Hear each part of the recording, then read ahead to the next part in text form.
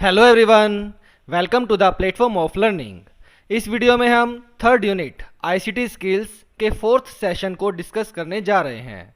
Start करते हैं fourth session, parts of a computer and peripherals. सबसे पहले कंप्यूटर के पार्ट्स। एक कंप्यूटर सिस्टम होता क्या है? कंप्यूटर सिस्टम एक इलेक्ट्रॉनिक प्रोग्रामेबल मशीन है जिसके द्वारा आप इंफॉर्मेशन को स्टोर कर सकते हैं और रिट्रीव कर सकते हैं और इसके ऊपर arithmetic and logical operations perform कर सकते हैं जिससे कि डिज़ायर्ड फॉर्मेट के अंदर मीनिंगफुल रिजल्ट आप प्रोड्यूस कर सकें। इसके बेसिकली तीन पार्ट होते हैं: input unit, central processing unit जिसे हम शॉर्ट फॉर्म में सीपीयू भी कहते हैं, और आउटपुट यूनिट।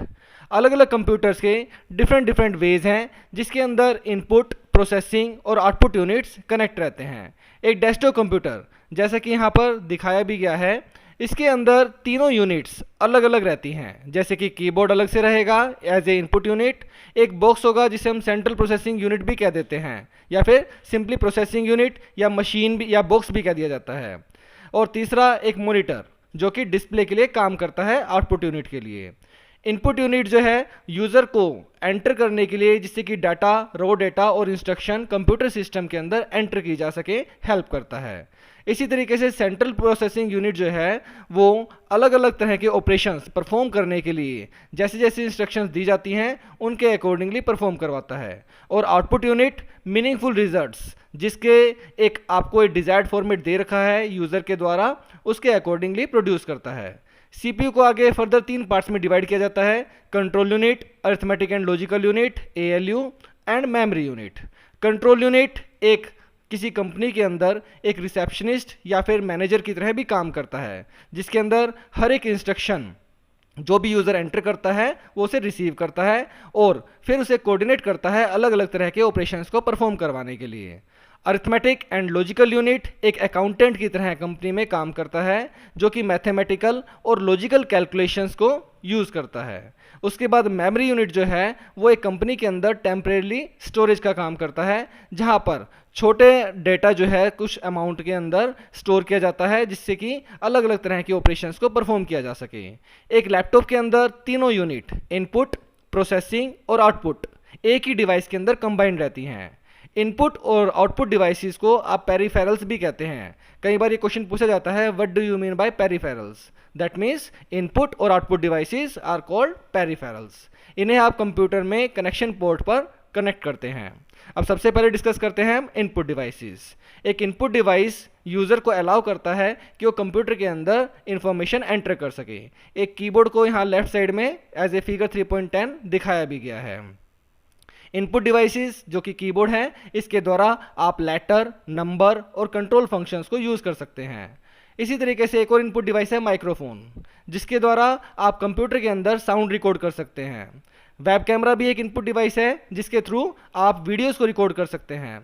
बहुत सारे कंप्यूटर्स में बिल्ट इन माइक्रो फंक्शन होता है और साथ ही साथ वेब कैमरा भी होता है, तो वेब कैमरे के थ्रू आप एक वीडियो को रिकॉर्ड भी कर सकते हैं। तो इसी तरीके से एक और इनपुट डिवाइस स्कैनर कहलाता है, जिसके द्वारा आप फिजिकल डॉक्यूमेंट्स को कॉपी कर सकते हैं अपने कंप्यूटर के अंदर और उन्हें डिजिटल फॉर्मेट जो कि कंप्यूटर रीडेबल फॉर्मेट होता है उसके अंदर स्कैन करके रख सकते हैं।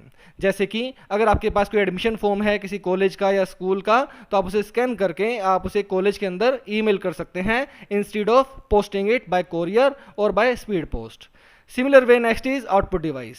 आउटपुट डिवाइसेस कंप्यूटर से इंफॉर्मेशन लाते हैं यूज़र के लिए, और यहाँ पर आप जैसे कि परसेंटेज या मार्क्स कैलकुलेट करने हैं तो आप अपने मार्क्स को इनपुट करते हैं कीबोर्ड के थ्रू और कंप्यूटर उसे प्रोसेसिंग करके कैलकुलेट करता है थ्रू ए फॉर्मूला, और फाइनली आप रिजल्ट देखते हैं मॉनिटर स्क्रीन पर। तो मॉनिटर जैसा कि यहाँ लेफ्ट साइड में दिखाया भी गया है, एक आउटपुट डिवाइस है जो कि कंप्यूटर में आउटपुट इंफॉर्मेशन को डिस्प्ले करता है। इसी तरीके से अगर हमारा नेक्स्ट आउटपुट डिवाइस आता है प्रिंटर। प्रिंटर के थ्रू आप जो भी इंफॉर्मेशन कंप्यूटर ने प्रोसेस करी है उसे हार्ड कॉपी के फॉर्म में प्रोड्यूस कर सकते हैं। अगर आप कोई गाने सुनना चाहते हैं जो आपने पहले रिकॉर्ड कर रखे हैं या फिर कोई आवाज़ सुनना चाहते हैं तो उसके लिए आपको स्पीकर आउटपुट डिवाइस की तरह एक्ट करता है। जैसे जैसे इनपुट डिवाइस थे उसी तरीके से आउटपुट डिवाइस भी अलग अलग भी हो सकते हैं और कंप्यूटर के अंदर इनबिल्ट भी हो सकते हैं। कुछ कॉमन पेरिफेरल डिवाइसेस यहाँ पर दिखाई भी गए हैं, जैसे कि कीबोर्ड डाटा एंटर करने के लिए, माउस के थ्रू आप स्क्रीन पर डिफरेंट पार्ट्स पर पहुँच सकते हैं, क्लिक कर सकते हैं, माइक्रोफोन से साउंड डिकोड कर सकते हैं, प्रोजेक्टर जो है वो इमेजेस को या वीडियोस को कंप्यूटर की स्क्रीन को शो करता है। इसी तरीके से मॉनिटर जो है वो विजुअल आउटपुट को शो करता है जो कि सीपीयू प्रोड्यूस करता है after processing the input. Speaker जो साउंड बेस्ड आउटपुट है वो आपको प्रोड्यूस करता है।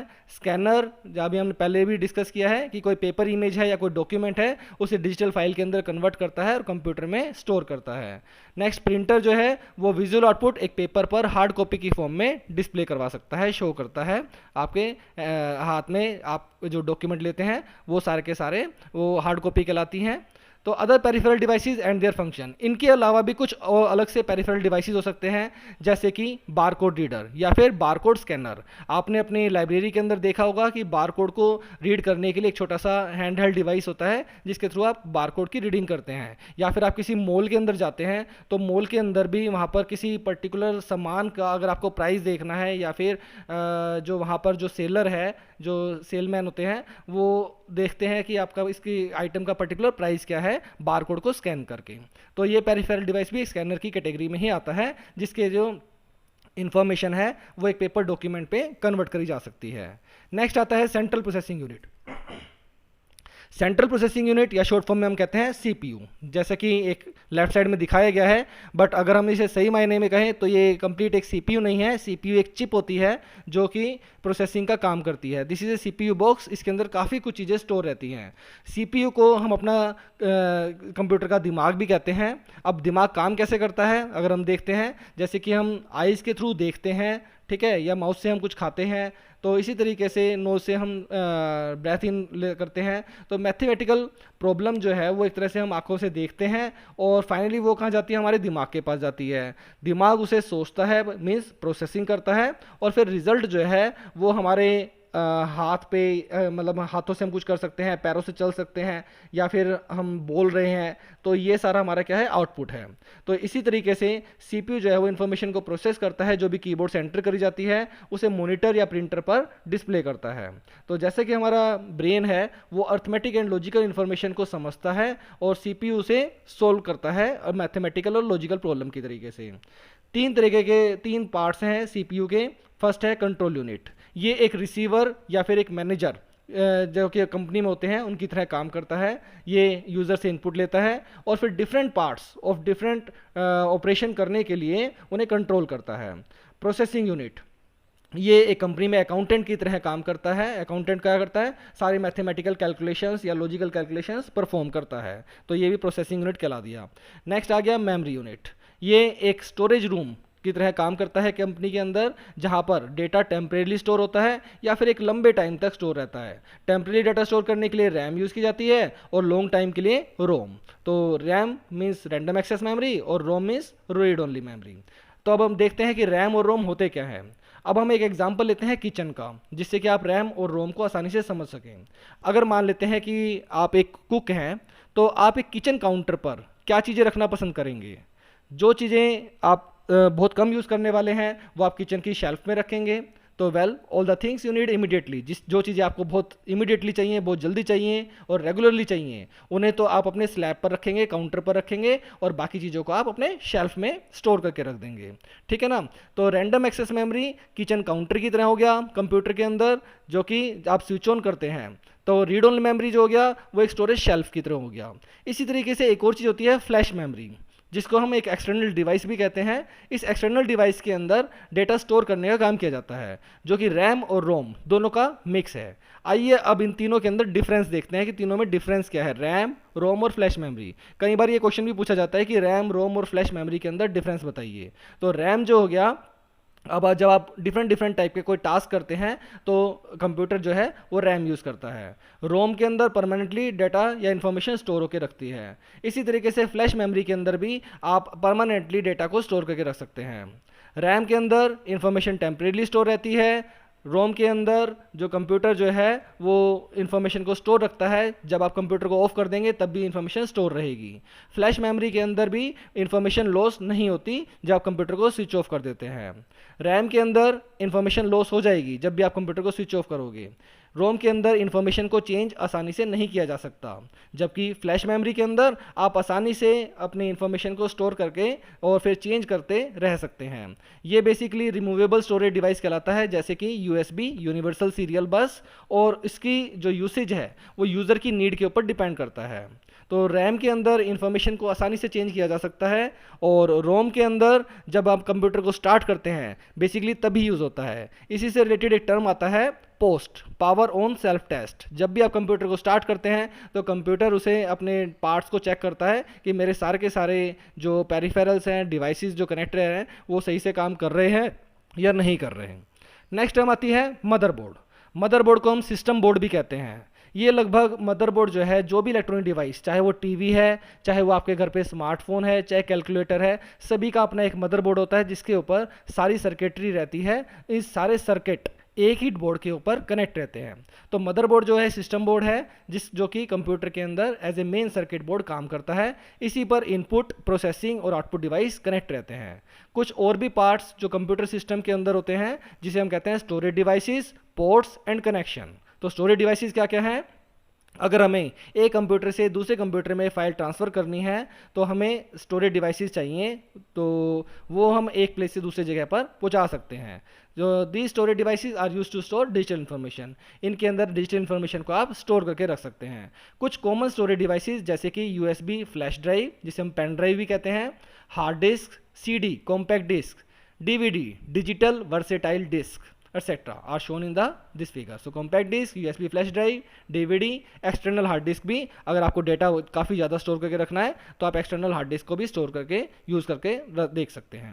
तो अलग अलग स्टोरेज कैपेसिटी के अकॉर्डिंगली आप अलग अलग डिवाइस को यूज़ कर सकते हैं। आपने कई बार सुना होगा कि डाटा स्टोरेज है 500 MB का, 2 GB का, 1 TB का।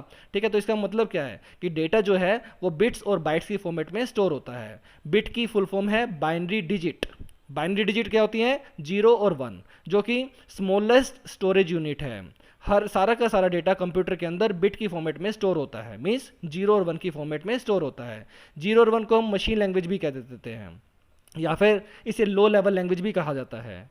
8 बिट्स को जब कंबाइन करते हैं तो एक बाइट बनती है, जो कि करेक्टर मींस न्यूमरल, लेटर या सिंबल को रिप्रेजेंट करते हैं। इसका मतलब क्या हुआ?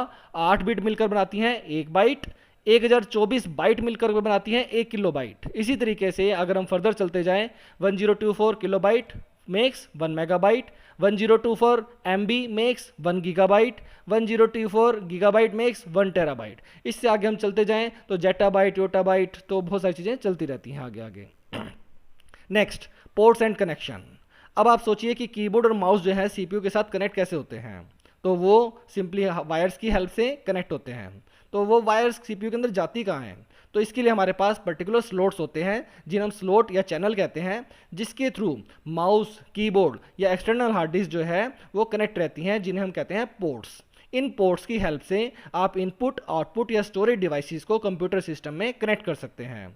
बहुत सारे अलग अलग तरह के पोर्ट्स होते हैं जिन्हें आप कंप्यूटर के अंदर कनेक्ट करने के लिए यूज़ कर सकते हैं एक्सटर्नल डिवाइसेस और नेटवर्क के साथ। तो ये क्या क्या कहलाते हैं? जैसे सबसे पहला आया यूनिवर्सल सीरियल बस और द USB पोर्ट, जैसा कि ये फिगर में दिखाए भी गए हैं, जिनके थ्रू आप पेरिफेरल डिवाइसेस को कनेक्ट कर सकते हैं, जैसे कि माउस, कीबोर्ड, प्रिंटर, जिन्हें आप कंप्यूटर पे एक केबल के थ्रू कनेक्ट कर सकते हैं। नेक्स्ट आ गए डिस्प्ले के लिए।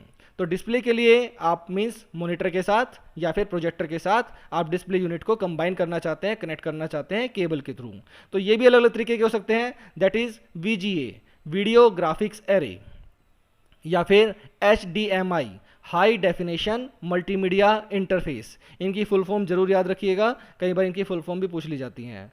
नेक्स्ट आता है ऑडियो पोर्ट्स। तो ये हमारे को माइक्रोफोन या स्पीकर या हेडफोन एक कंप्यूटर सिस्टम में कनेक्ट करने के लिए हेल्पफुल होती हैं। इन्हीं के थ्रू आप स्पीकर या फिर हेडफोन को पोर्ट पे कनेक्ट कर पाते हैं, और इन्हें हम कहते हैं आउटपुट। तो इससे ये मतलब क्या हो गया कि साउंड की जो आउटपुट प्रोड्यूस करने के लिए आप इन्हें यूज़ कर सकते हैं। नेक्स्ट आ गया एथरनेट पोर्ट। ये हमारे को सिस्टम को हाई स्पीड इंटरनेट केबल के साथ कनेक्ट करने के काम आता है। तो एथरनेट को आप लोकल एरिया नेटवर्क पे कनेक्ट करने के लिए भी यूज़ करते हैं। इससे नेक्स्ट आ गया power port. Power port computer system को पावर सप्लाई देने के लिए यूज़ किया जाता है। तो ये थे हमारे पास कुछ कंप्यूटर के पार्ट्स और पेरिफेरल्स। इसके साथ हमारे पास यूनिट 3 का सेशन 4 पूरा हुआ। इसके आगे के सेशंस को हम अगली वीडियोस में कवर करेंगे। उम्मीद है कि platform of learning YouTube channel की यह वीडियो यूनिट को आसानी से शब्दों में समझने में ज़रूर हेल्पफुल रही होगी। वीडियो को लाइक और चैनल को सब्सक्राइब जरूर करें। Thank you.